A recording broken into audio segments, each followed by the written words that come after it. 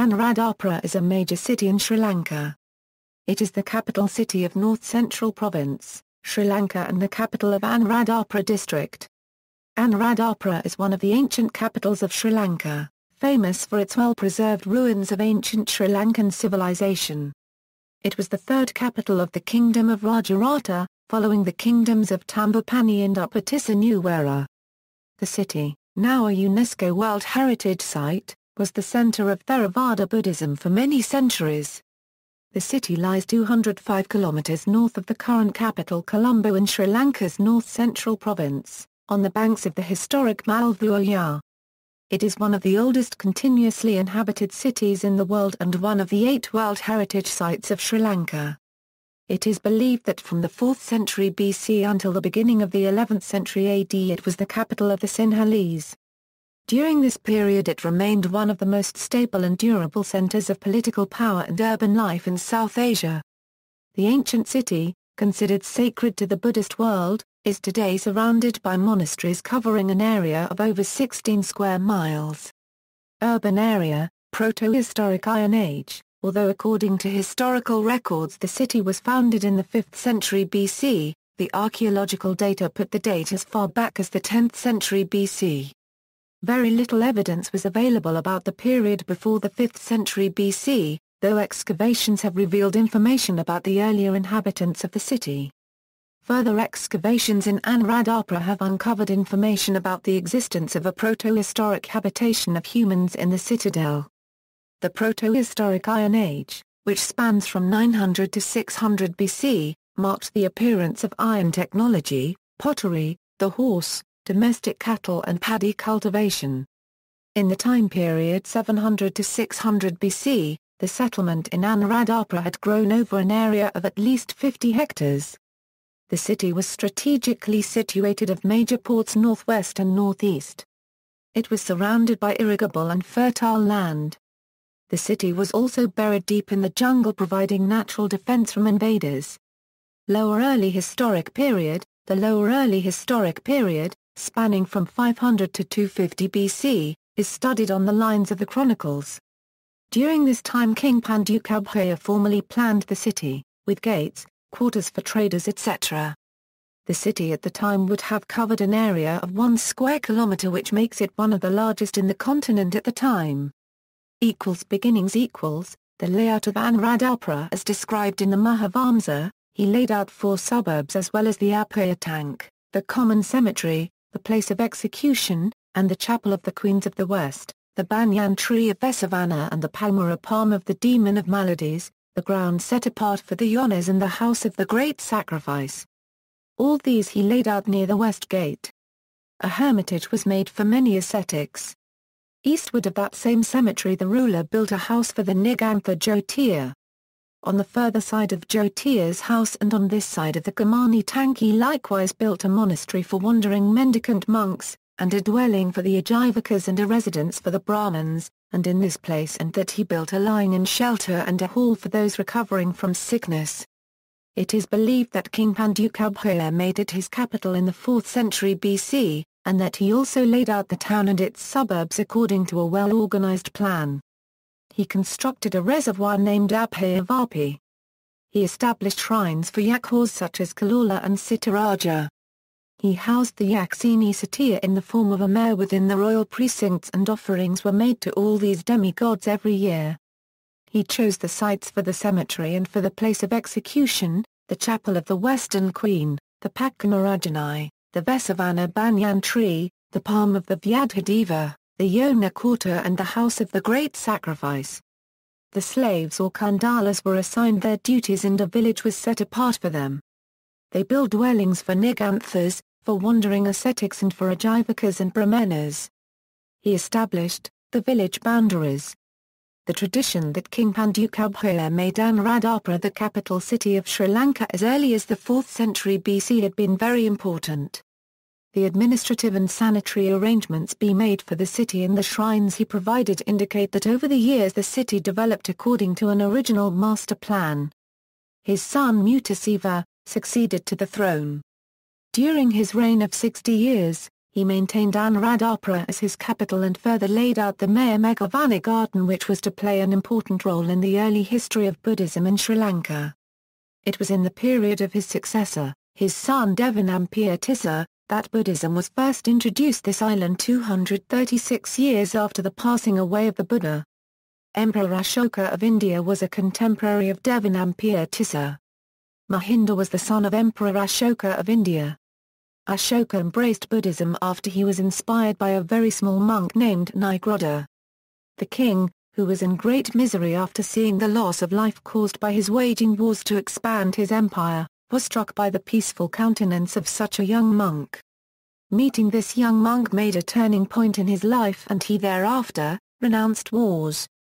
He was determined to spread the message of peace, to neutralize the effects from the damages caused by him through his warfare.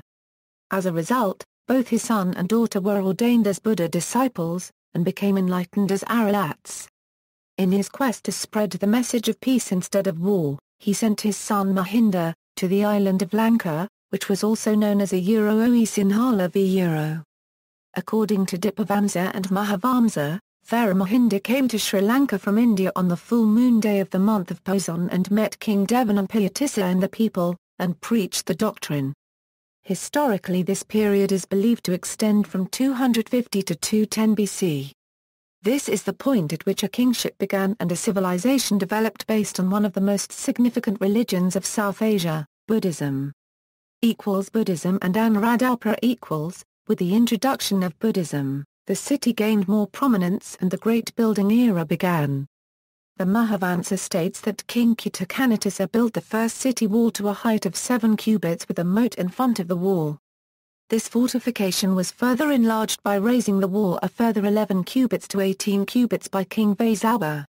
The king also added fortified gatehouses at the entrances of which the ruins can be seen to date.